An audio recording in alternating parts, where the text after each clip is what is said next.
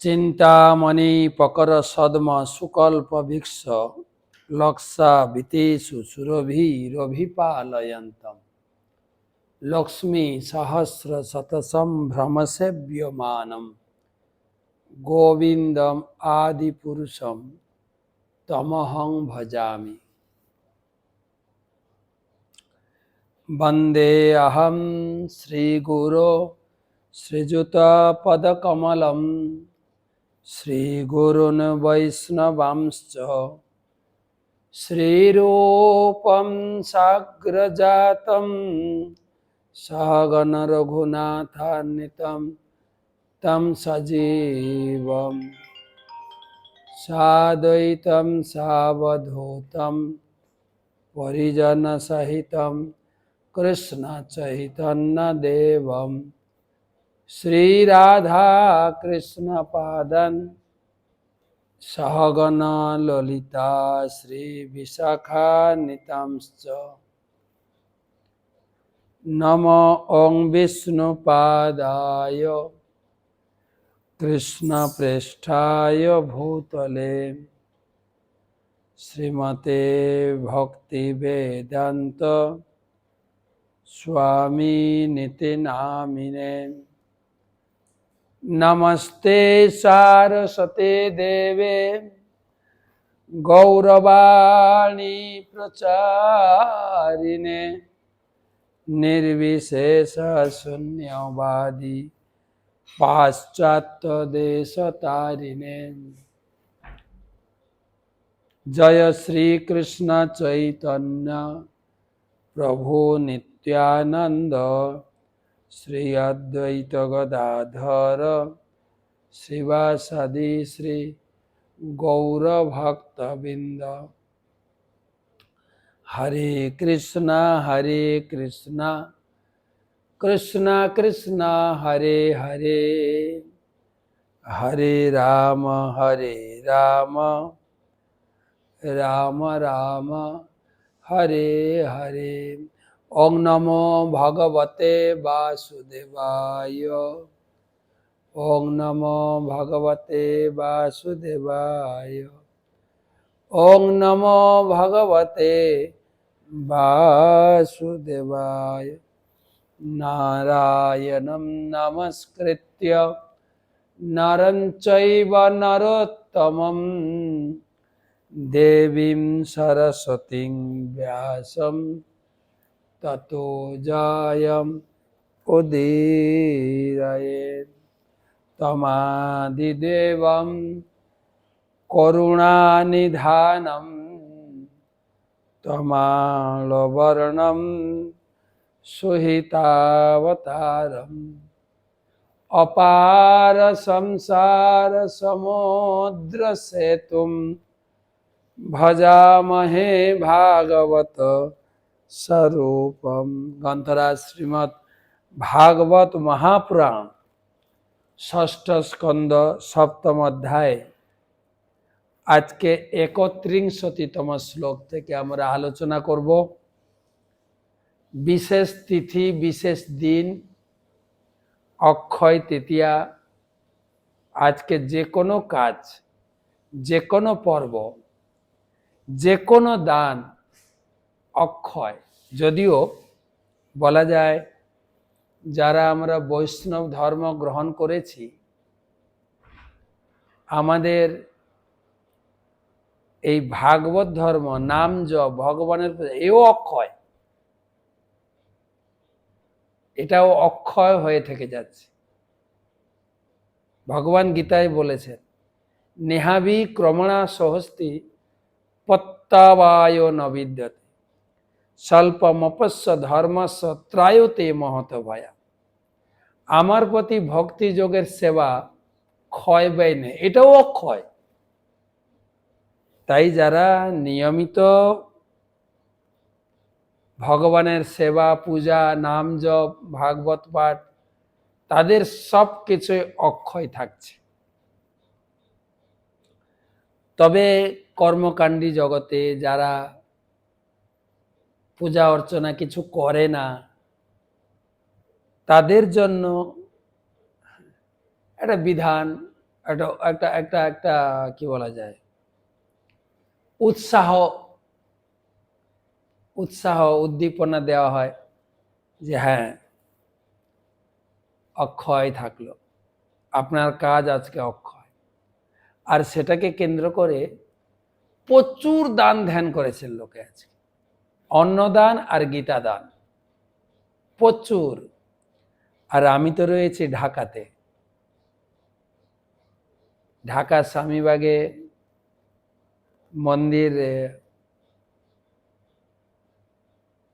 তৈরির জন্য প্রচুর লোক দান ধ্যান করেছেন, কোটি কোটি টাকা।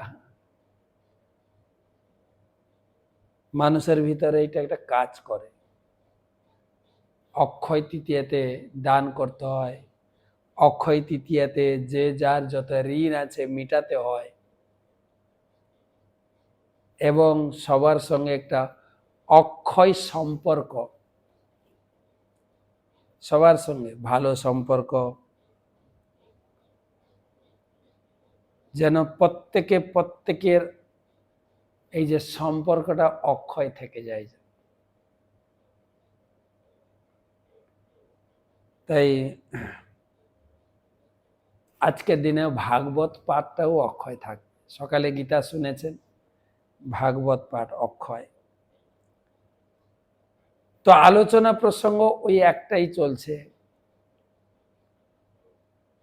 ব্রহ্মার গাইডেন্স, পিতামহ ব্রহ্মা দেবতাদের তিনি দিক নির্দেশনা দিচ্ছেন যে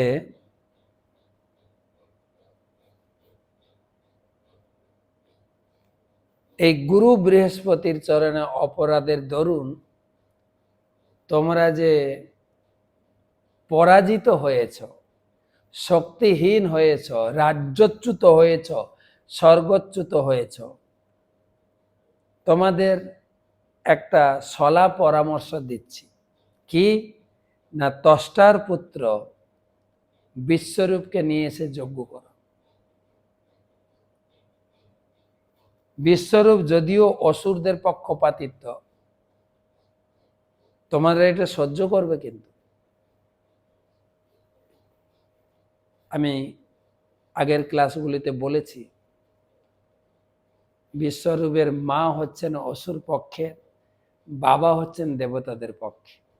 ছেলে সাধারণত মায়ের ভক্ত হয়, তো তাই সবসময় অসুরদের সাপোর্ট করে। তো বিশ্বরূপকে এনে তোমরা যজ্ঞ করো, আর সেই পিতামহ ব্রহ্মাজির আদেশ বাক্য শিরোধার্য করে দেবতারা বিশ্বরূপের কাছে পৌঁছেছে, বিশ্বরূপকে আলিঙ্গন করেছেন এবং নিবেদন করেছেন। এর আগের কয়টা শ্লোক আমরা আলোচনা করেছি। ইন্দ্র বললেন, তুমি যেহেতু বয়সে ছোট, আমরা তোমাদের পিতৃতুল্য, তাই আমাদের দেবতাদের একটা কাজ করে দিতে হবে। আমরা দেবতাদের শরণাপন্ন হই, আজকে দেবতারা বিশ্বরূপের শরণাপন্ন হয়েছে। তস্মাৎ পিতৃনামার্তনম নামার্তনম আর্তিং পরপরাভবম তপস্যাপনয়ম তাতঃ সন্দেশম কর্তুমর্হসি। তস্মাৎ পিতৃনামার্তনম আর্তিং পরপরাভবম তপস্যাপনয়ম তাতঃ সন্দেশম কর্তুমর্হসি। অনুবাদ: হে পুত্র, আমরা শত্রুদের কাছে পরাজিত হয়ে অত্যন্ত দুঃখিত হয়েছি। তুমি তোমার তপবলের দ্বারা আমাদের সেই দুঃখ দূর করো, আমাদের এই প্রার্থনা তুমি পূর্ণ করো। দেবতারা বিশ্বরূপের কাছে শরণাপন্ন হয়েছে। বিশ্বরূপ বয়সে খুব কনিষ্ঠ, ভাইপো বলতে গেলে, ইন্দ্রের ভাইপো। যেহেতু ব্রহ্মার নির্দেশ, তাই বিশ্বরূপের কাছে গিয়ে বলছেন। এর আগে অনেক কথা বলেছেন যে পুত্র হিসাবে পিতার প্রতি একটা দায়বদ্ধতা, কৃতজ্ঞতা থাকে, সেই সূত্রে তুমি আমাদের একটা সাহায্য করো। আমরা যে গুরুচরণে অপরাধ করে শক্তিহীন হয়েছে, শক্তি ক্ষীণ হয়েছে, সেটা তোমার দ্বারাই পূর্ণ হবে। স্বয়ং পিতামহ ব্রহ্মা এই আদেশ আমাদের প্রতি করেছে।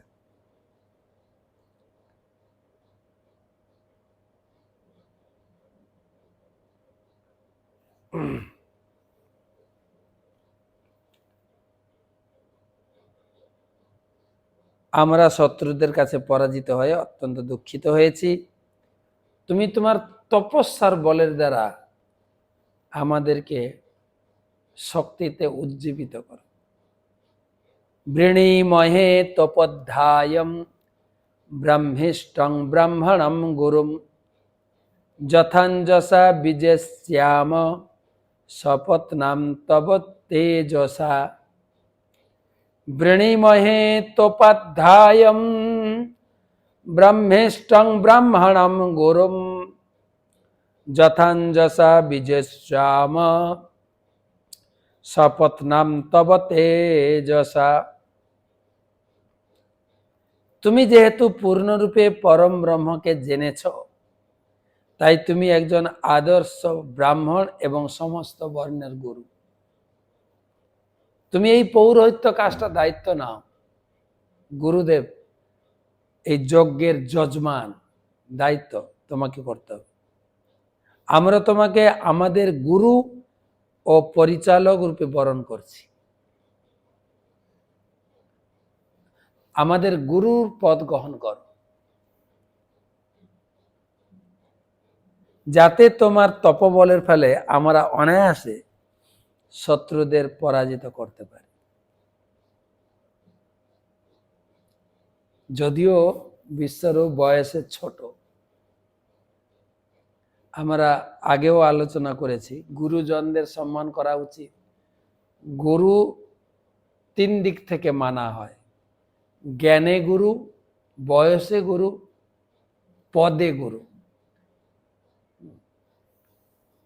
এখানে ইন্দ্রজি বলছেন, তুমি পরম ব্রহ্মকে জেনেছ, তাই তুমি একজন গুরু।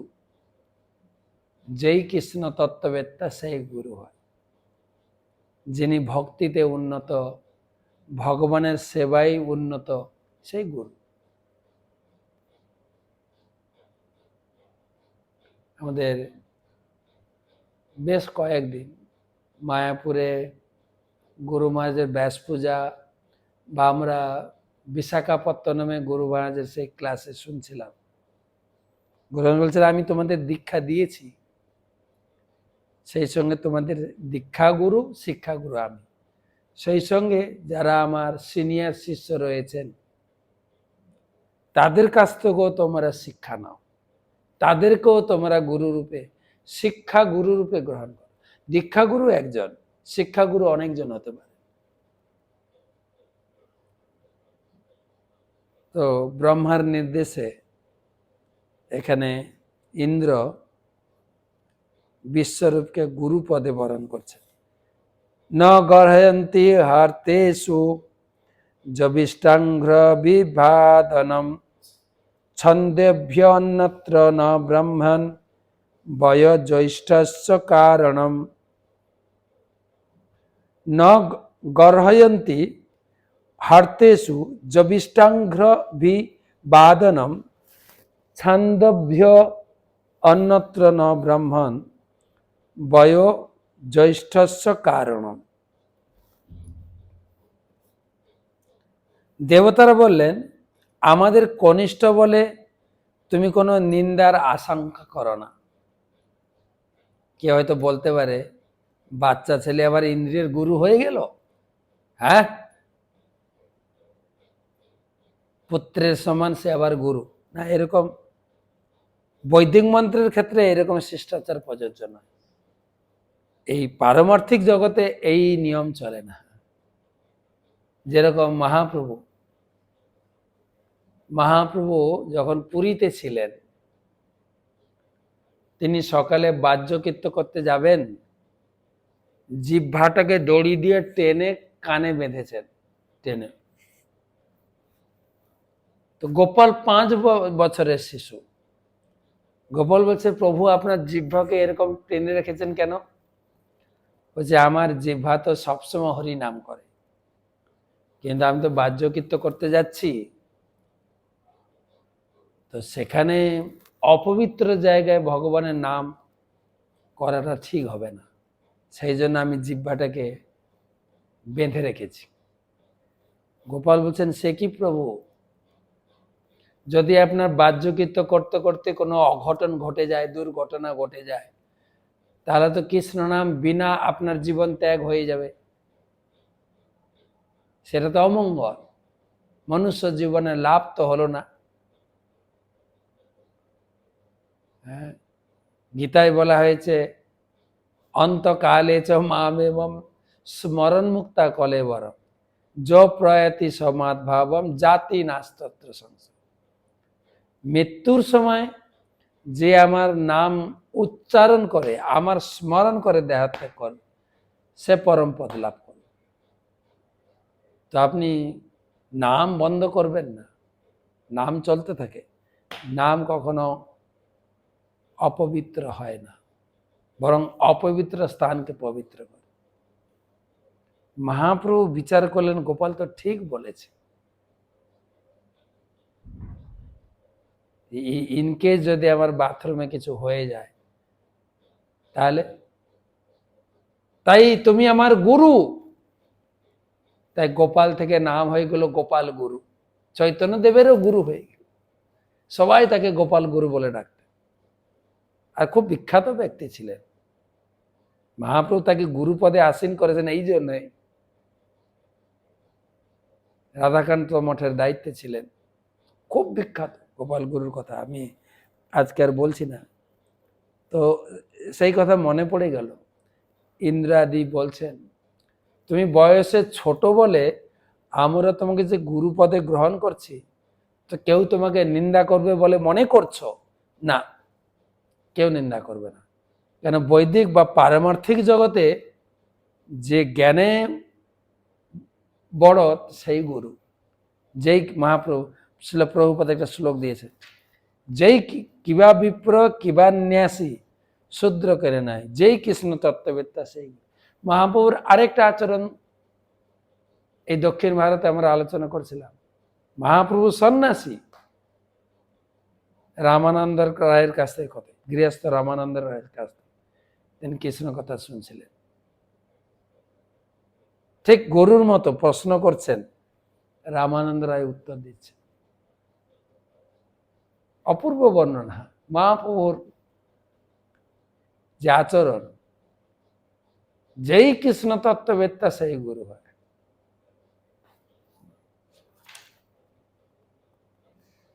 এটা সেই রামানন্দ রায়ের ক্ষেত্রে এই এই এই শ্লোকটা বলেছিলেন। তাই এখানে বলছেন, ন গর্হয়ন্তি হার্তেষু জবিষ্টাঙ্গ্র অভিবাদনম। তোমাকে আমরা গুরু রূপে গ্রহণ করছি, কেউ হয়তো তোমার নিন্দা করবে যে হে গুরুর উপরে বাটপাড়ি, মানে ইন্দ্র তো সবার গুরু, তার উপরে কি গুরু হতে পারে? ইন্দ্র সবার গুরু মানে ইন্দ্রের থেকে অনেক শিক্ষা পাচ্ছি আমরা। এই যে ইন্দ্রের কাহিনী চলছে, অবশ্যই ইন্দ্র আমাদের গুরু, শিক্ষাগুরু। বৈদিক মন্ত্র ব্যতীত অন্য সমস্ত ক্ষেত্রে জ্যৈষ্ঠত্ব নির্ধারিত হয় বয়সের পরিপ্রেক্ষিতে, কিন্তু বৈদিক মন্ত্র উচ্চারণে অধিক উন্নত হলে কনিষ্ঠ জ্যৈষ্ঠের প্রণম্য।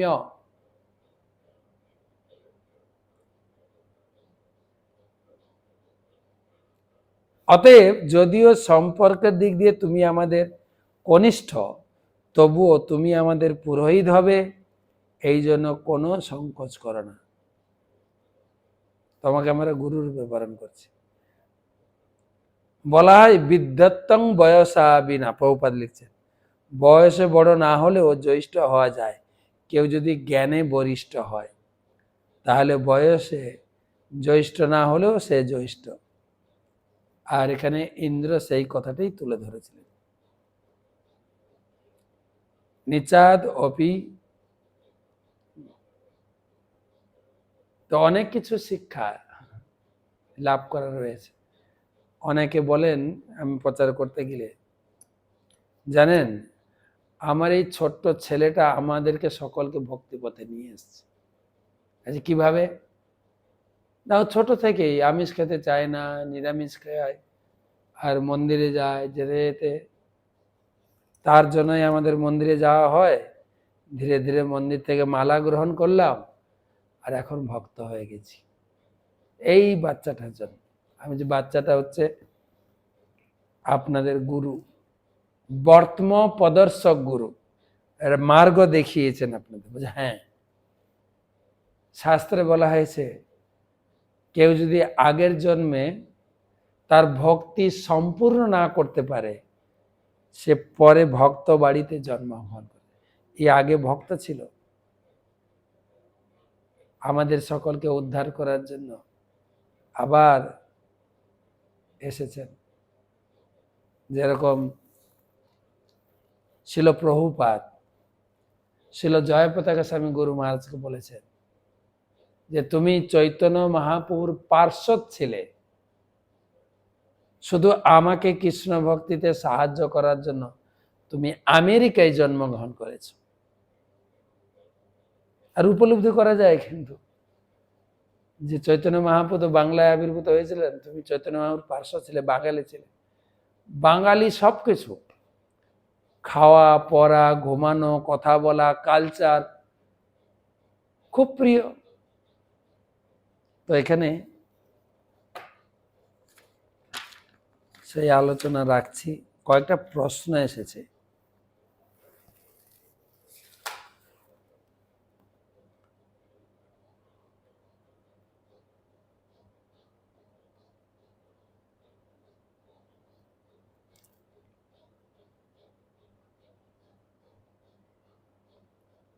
অক্ষয় তৃতীয়ায় দ্রৌপদী যে অক্ষয় পাত্র লাভ করেছিলেন, সেটা যদি আজকে একটু বলেন খুব ভালো হয়। অনেকগুলো কাহিনী আছে, তার ভিতরে এটাও একটা গুরুত্বপূর্ণ। আমি কালকে বলেছিলাম সত্য ত্রেতা যুগের সূচনা, গঙ্গা দেবীর মর্তে আগমন, পরশুরামের আবির্ভাব, ভাগবত রচনা শুরু, যজ্ঞের উপাদান জবের উৎপত্তি, সীমাচলমে জিও নৃসিংহদেবের দর্শন, বদ্রিকাশ্রমে দারু উন্মোচন, ব্রহ্মার সৃষ্টি কার্য সূচনা, চন্দন যাত্রা শুরু, রামচন্দ্রের রাজ্যাভিষেক, কৃষ্ণ সুদামা মিলন, কুবের পদ লাভ, দ্রৌপদীর বস্ত্রহরণকালে অক্ষয় বস্ত্রদান, মা অন্নপূর্ণা দেবীর আবির্ভাব, শঙ্করাচার্যের কলকাধার নামক বিখ্যাত শ্লোক, দ্বাদশ গরুড় দেবের সেবা, বাঁকে বিহারী চরণ দর্শন, ব্রহ্মার পুত্র অক্ষয় কুমারের জন্ম, জগন্নাথ দেবের রথের নির্মাণ কাজ শুরু, দ্রৌপদীর অক্ষয় পাত্র লাভ। অক্ষয় পাত্র সম্বন্ধে অনেক কথা আছে।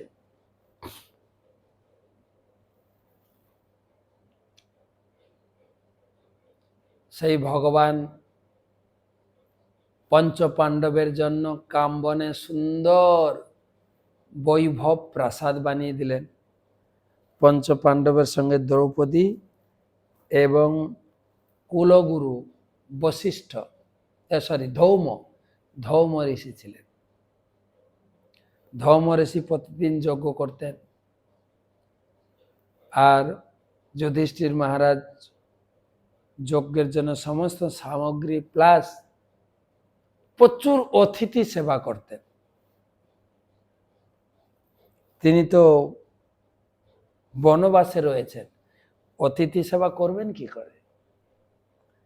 তাই ভগবান সূর্যদেবকে দিয়ে একটা থালি দিলেন, অক্ষয় পাত্র।